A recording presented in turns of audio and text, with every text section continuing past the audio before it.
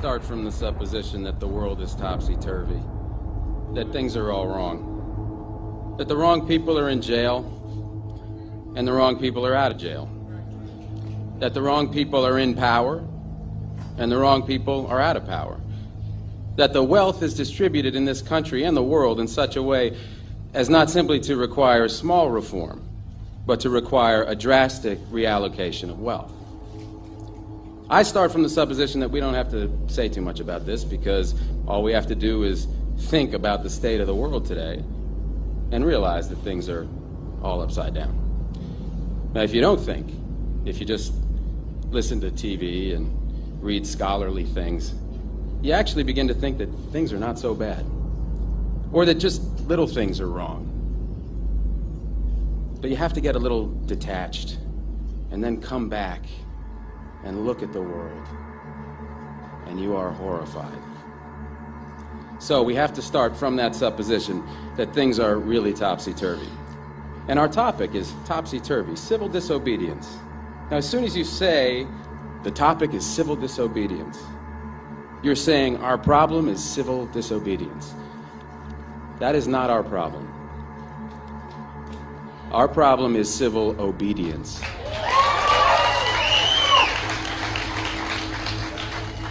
Our problem is the numbers of people all over the world who have obeyed the dictates of the leaders of their government and have gone to war. And millions have been killed because of this obedience. We recognize this for Nazi Germany. We know that the problem there was obedience, that the people obeyed Hitler. People obeyed. That was wrong. They should have challenged, and they should have resisted.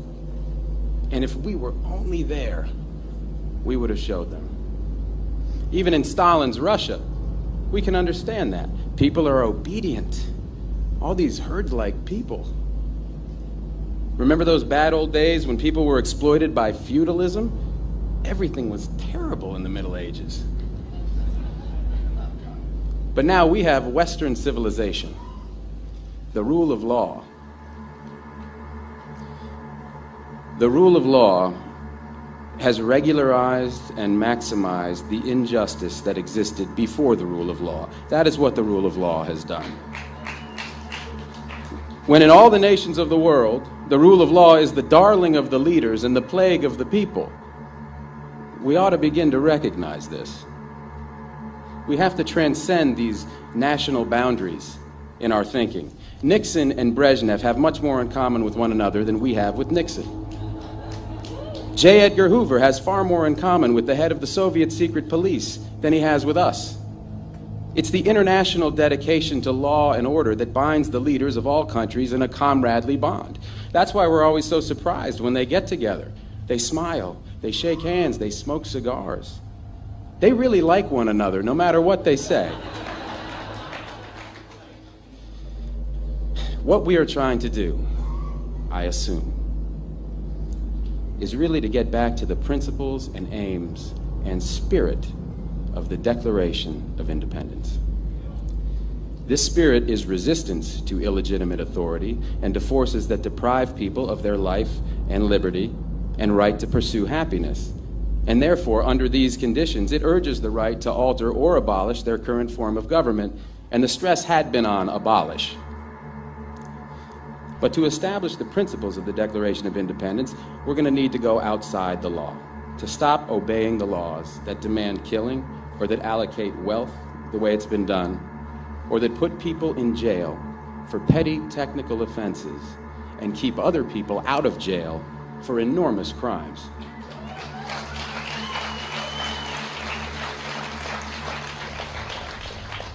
My hope is that this kind of spirit will take place not just in this country, but in other countries, because they all need it. People in all countries need the spirit of disobedience to the state, which is not a metaphysical thing, but a thing of force and wealth. And we need a kind of declaration of interdependence among people in all countries of the world who are striving for the same thing.